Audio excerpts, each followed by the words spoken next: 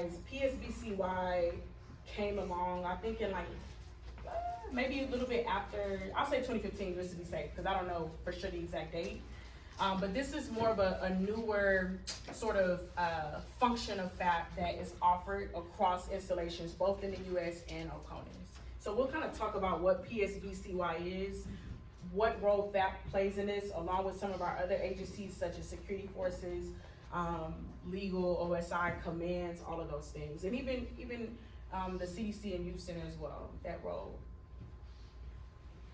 So this is what we'll be talking about today, and I'll just kind of dive in. So with PSBCY, I'm going to be mentioning behaviors a lot because that's really what we're looking at. Is there's a matrix that was put out by the school that actually helped put together and stand up a PSBCY function for FAP, which was Penn State.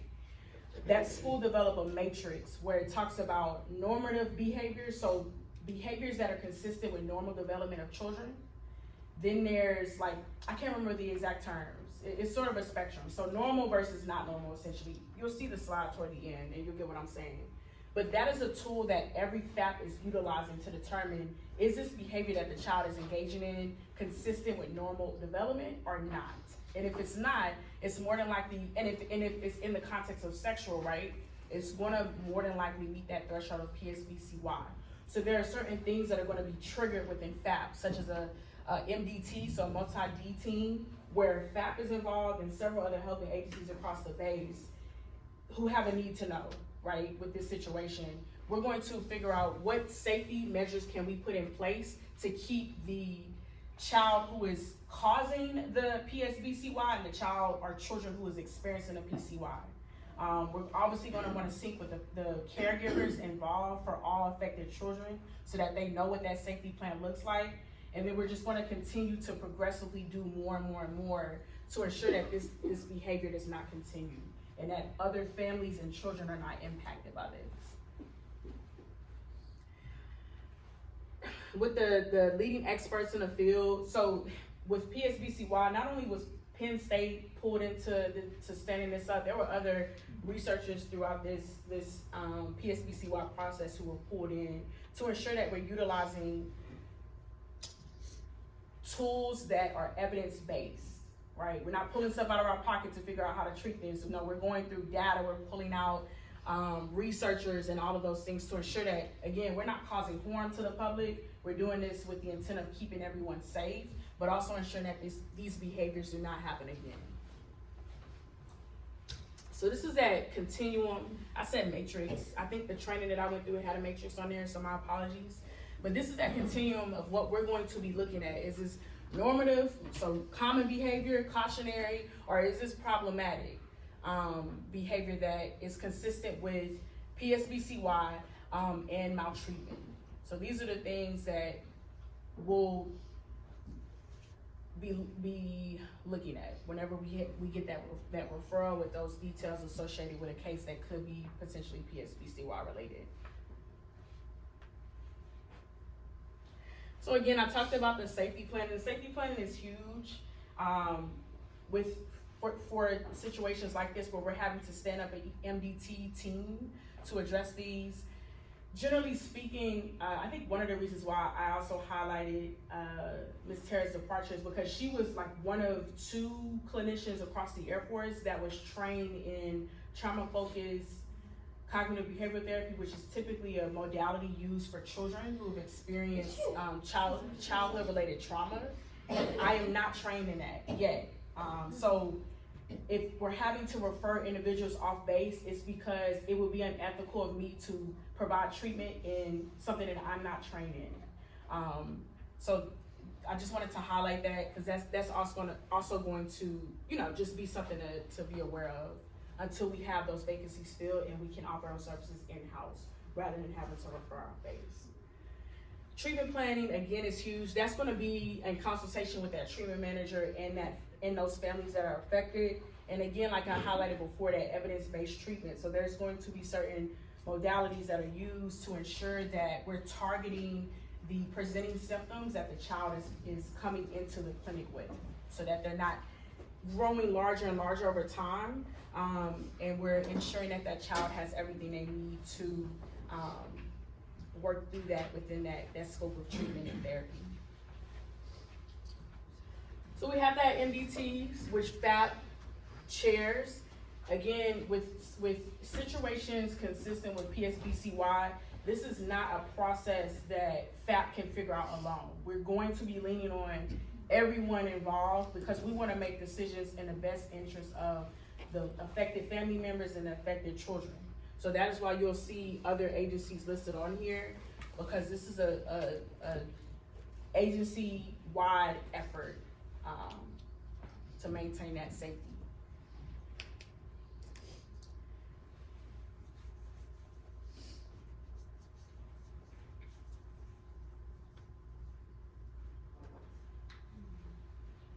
I believe the next slide talks about the different types of behaviors, but I could be wrong. And I don't want to speak too soon. Actually, no. I think these are the last two slides, actually, so it kind of goes over the legislation. So if you have questions about, well, what behaviors should I be situationally aware of, and whether or not it falls on that continuum, I can send out information. I don't know what Tara has done in the past. She probably explained it a little bit more just because she did. So yeah. like last year, the biggest question, if I remember correctly, was like, what would that problematic sexual behavior, what would that look like in a classroom? So for example, a little boy during nap time touching himself, is that a problematic sexual behavior? She kind of went, yeah. And I apologize for that. I as I mentioned, my experience with children and family populations is very limited, and so that's one of the drawbacks of this presentation is that I can't really speak to that aspect. What I'll do is I'll get with my leadership within the mental health clinic to figure out like if there's anything I can put together to maybe send out. So that way people know, okay, this is what that behavior would actually look like. This is how it would be communicated in a classroom setting or in a child development center or youth center setting, so that you at least have that information. So I do apologize about that. And again, if you did not know, Family Advocacy Program is a congressionally mandated program. So Congress mandates that every branch, with the exception of Marine Corps, since Navy does medical for a Marine, they have to have a family advocacy program, both in the States and overseas. And so a lot of, well, the entire program is obviously maintained by regulations and laws, but these are some of those legislative considerations to consider about, you know, why this PSBCY exists and the intent behind it. And within the PSBCY, I believe per AFI, at like, I think it's either toward the end of the fiscal year, I can't remember for sure, there's reviews that are done. I don't know if it's at the base level FAP or even higher up at FAP headquarters, where they look at the PSBCY related cases that are happening throughout each MAGCOM or throughout, I just lost my train of thought. Throughout each MAGCOM, and regardless of the location of the installation. If I'm not mistaken, I could be wrong. But reviews are constantly happening because, again, it's a congressionally mandated program, so the referrals that we're getting, Congress is seeing that for both children and adult-related maltreatment. I believe this is the last. Any questions at all? So if I have reported something and like the same thing is happening, do I just keep reporting? Like how many times is like two? You know? So we've actually run into that situation from the FAP end.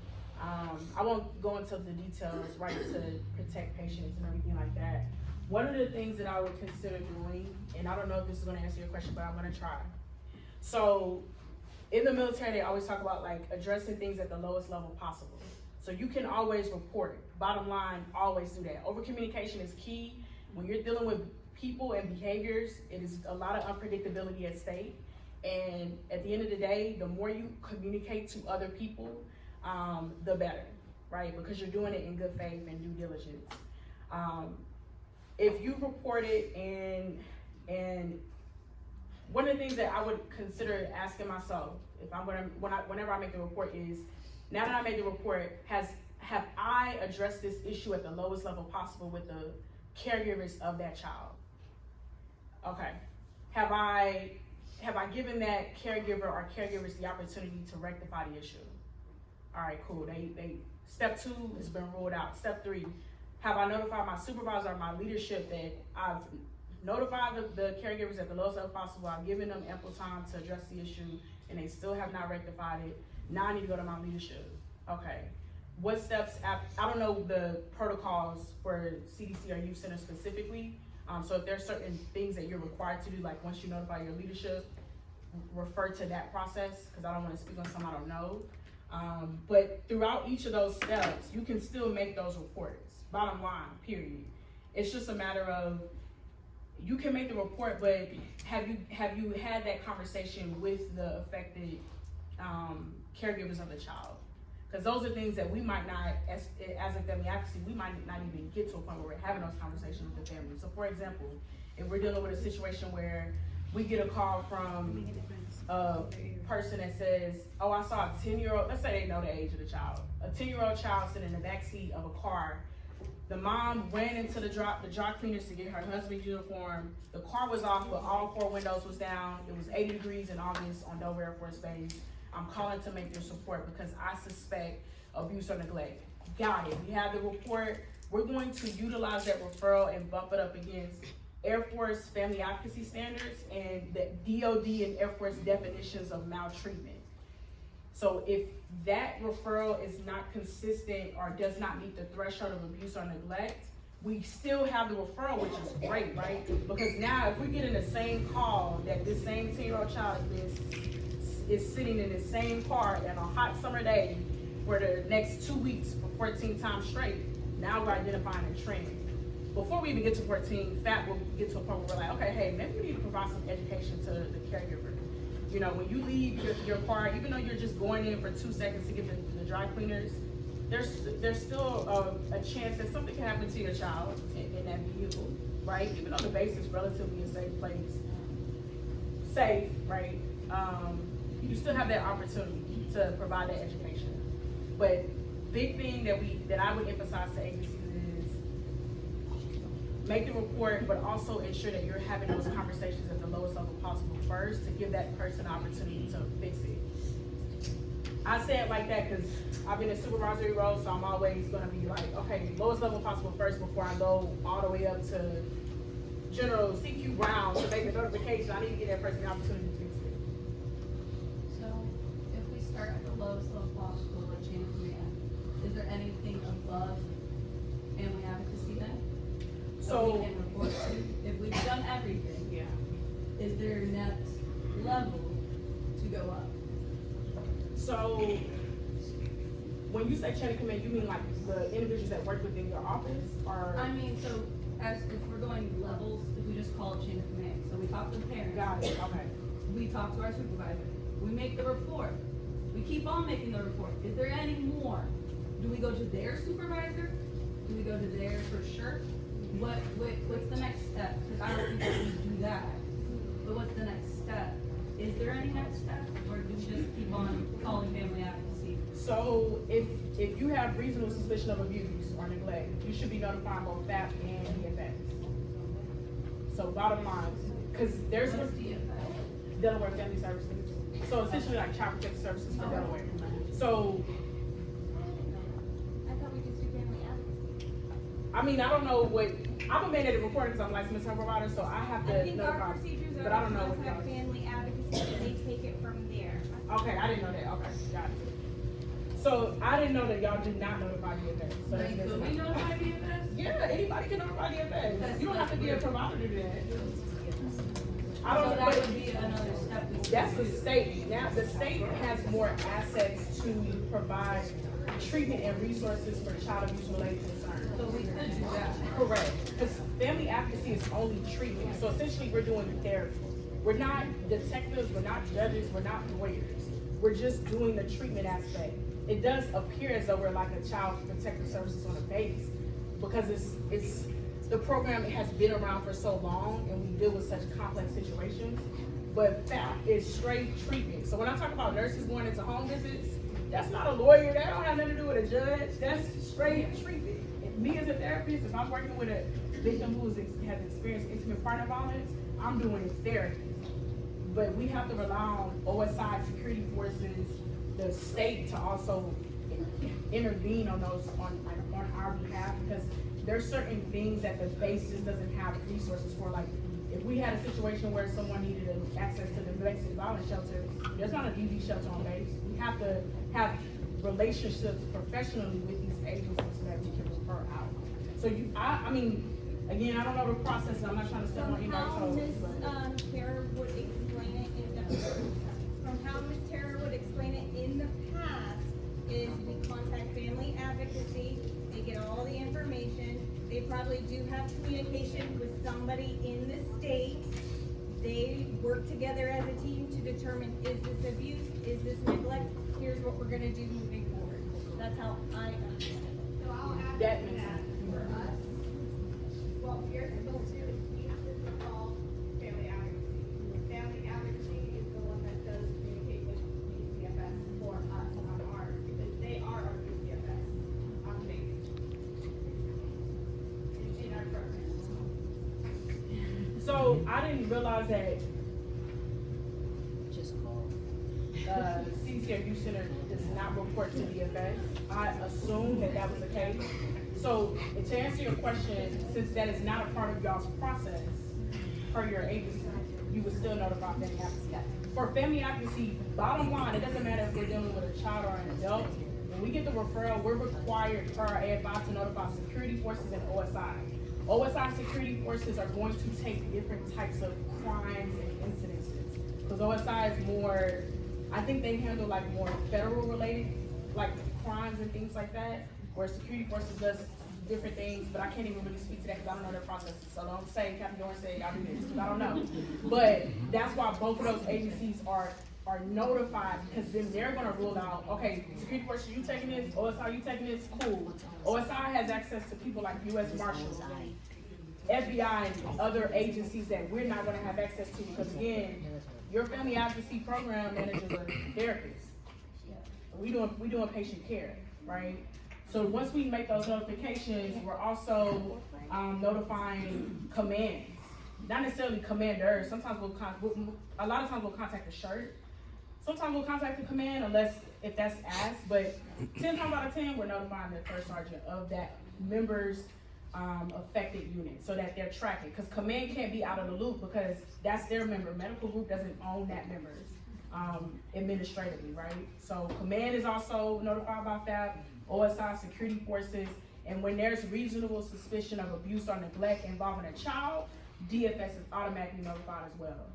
So if DFS does not take any action, then I'm presuming, and again, I don't know their processes, I don't know their agency protocols, but if they're not going to take a referral, then I'm presuming that referral did not meet the threshold for reasonable suspicion or abuse.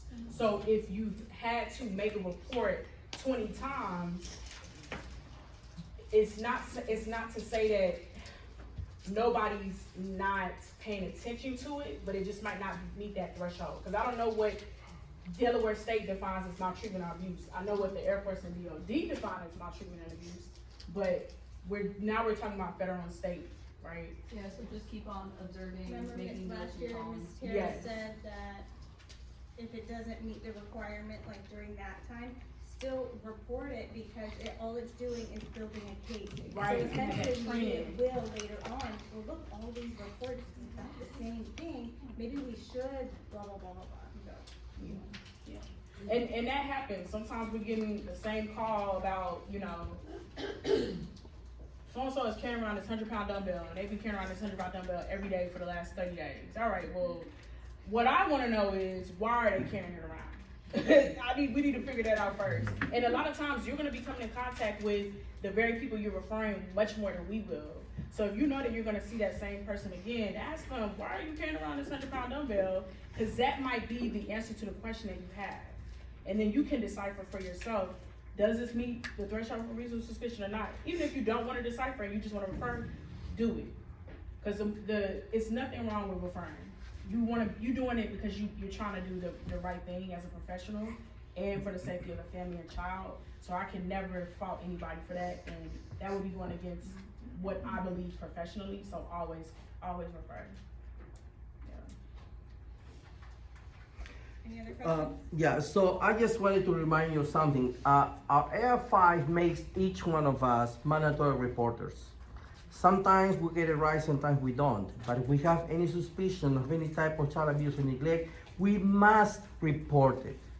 If you are two caregivers in the classroom, you see your coworker doing something that may not be correct, and if you report it, nobody can get upset because we're here to protect the children and keep us away from any type of liability.